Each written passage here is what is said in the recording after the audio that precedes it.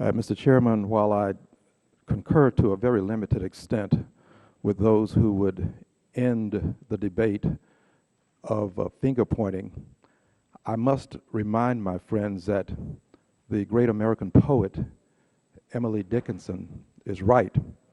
She reminds us that a word is dead when it is said, some say. I say it just begins to live that day.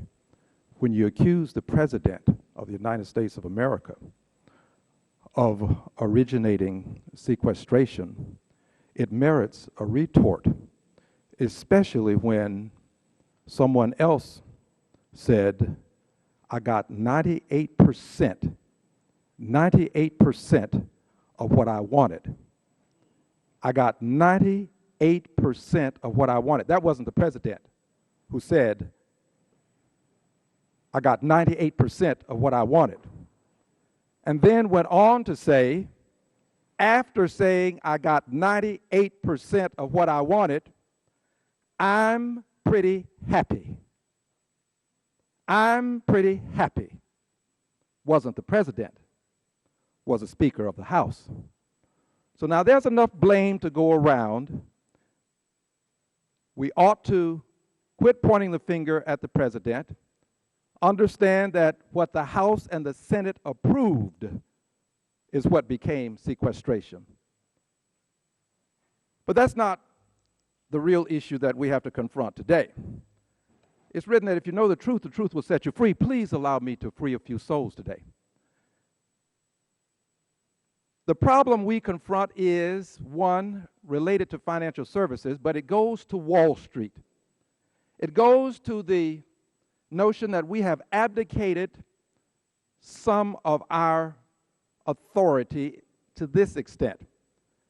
We have now allowed Wall Street to not only become the thermometer, but also the thermostat for what happens in Congress. Wall Street gives us a reading, and Wall Street's behavior tends to regulate what we do. Example, $700 billion bailout.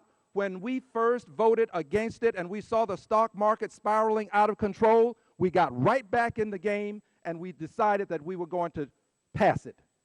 Wall Street, thermometer and thermostat.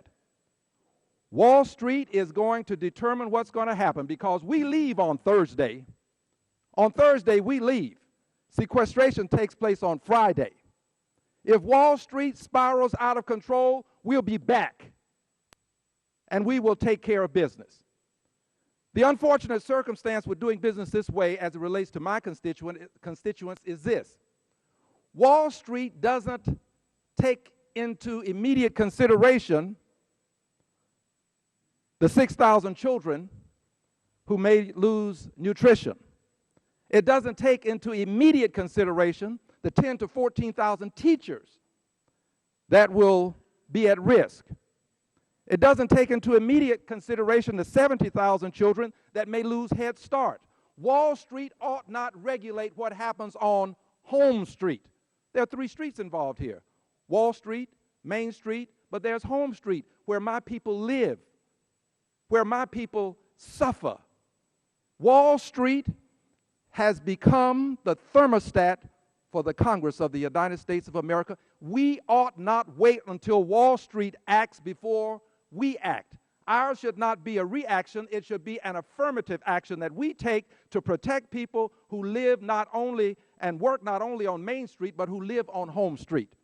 It's time for us to broaden our vista, understand that this finger pointing is not going to get us anywhere, and do something for people who are suffering. Another example, $3 billion potential shortfall for military health. I believe that our veterans deserve the very best that we can give them. For them to have at risk some of their health care is almost unpardonable. This sequestration does not have to take place. We don't have to wait for Wall Street to act before we react. It's time for us to take affirmative action and stay here, not go home on Friday, stay here on Friday, work on Saturday, come up with a solution by Sunday, implement it by Monday. I yield back the balance of my time. Gentleman yields back.